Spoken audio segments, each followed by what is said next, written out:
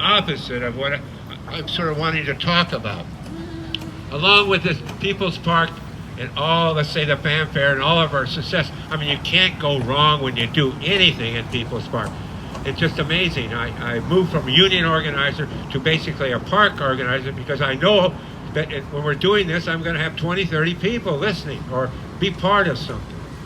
So in the process of the whole thing that took place 50 years ago, along with that, Reagan, it was at the time Governor Reagan, became president over a period of time in the 80s, and then in the mid-80s, he created a confrontation with the airline controllers, which went out on strike.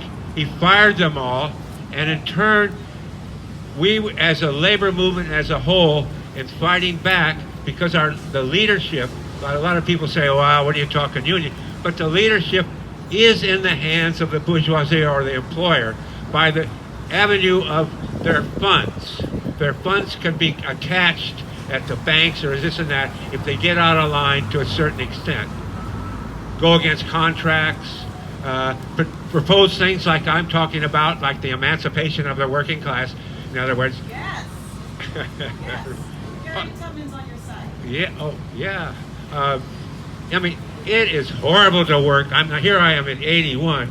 I don't propose that anybody go to work. It is horrible. It's where democracy ends. You know, like you say, there's no democracy past the gate. It's a dictatorship. So that's what I somewhat want to talk about. Is that's why, in a sense, I got involved 50 years ago, because that's what what we're doing down at Provo Park at the time was talking in that vein of things. We were much more advanced as far as questioning the whole system. Like my kids all quit school. Now not that I'm suggesting that happened again. I've learned better. That was not a good thing. So, but basically rebellion was taking place 50 years ago. So what happened? Reagan, by this incident here, when the fire hydrant was opened up, and what happened is right there, while the sheriffs are closing that fire hydrant, there are people throwing these wrought iron. Right there, I was standing right where the light post is. There are people throwing these wrought iron, pre-cut things at the sheriffs, and most important, at us.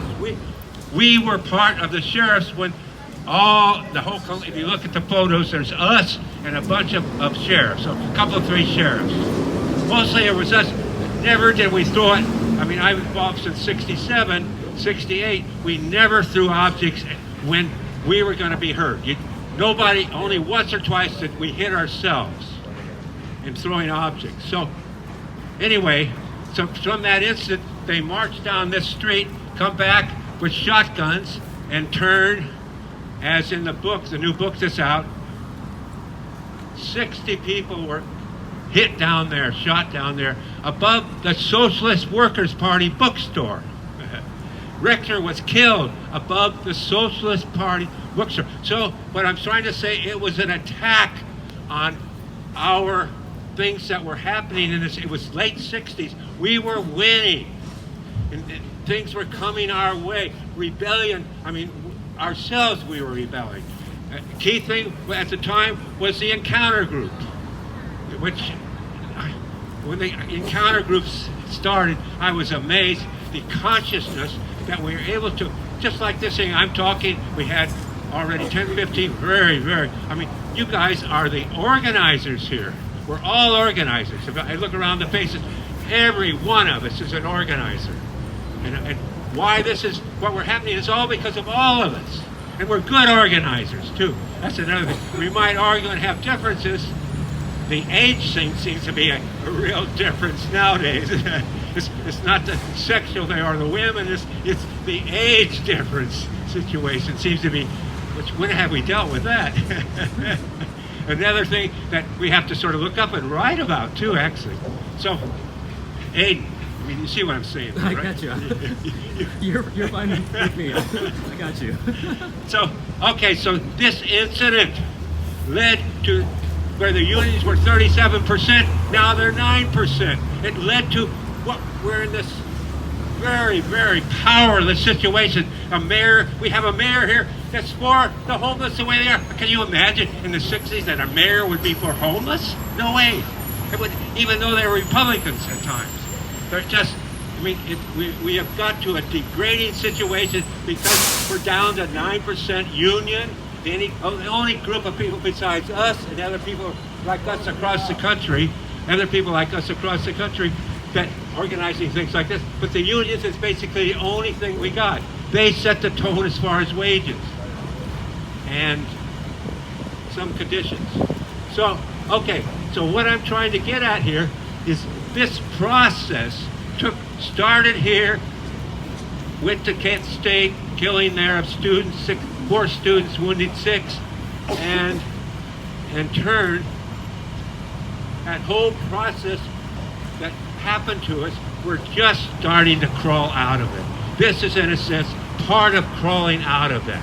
You know, the strikes with the teachers that have taken place in the last couple of years, that's part of that. The women, in a sense, taking the leadership, very, very important that the women take the leadership.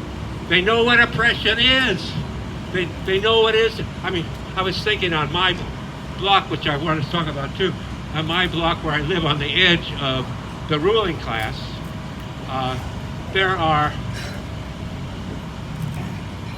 I think that if you look at the situation of how I'm out in the car smoking a joint, so I'm not supposed to be looking at the women. It's hard not to, but anyway, they walk down the street, and when they see I'm looking, they're frightened. I'm just sitting in the car. So can you imagine us males living that type of life, that almost every moment you're frightened? Everything you do, you have to think, is this the right thing to do? What's my backup? Where can I escape? Actually, I saw a thing on TV, main TV. It had 10 points of what women should do. I couldn't believe it. It was all the right things, like hit their eyes, things like that. Like in the 60s, that was another thing. The women started to go into the self-defense business. They, in a sense, learned how to run away when they should. Don't take the risk.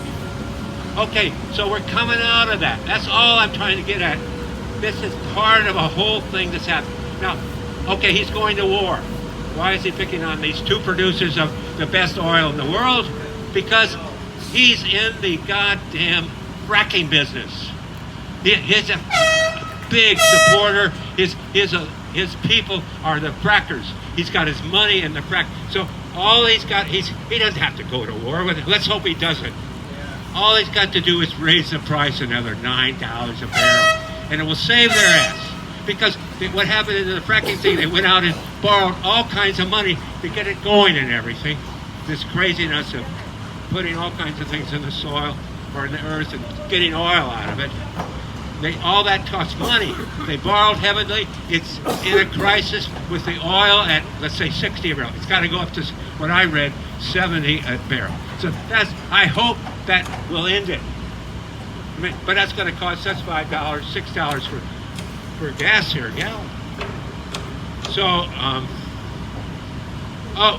just the other thing.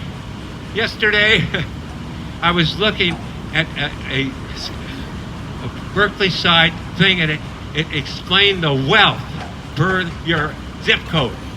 Like I'm in 957.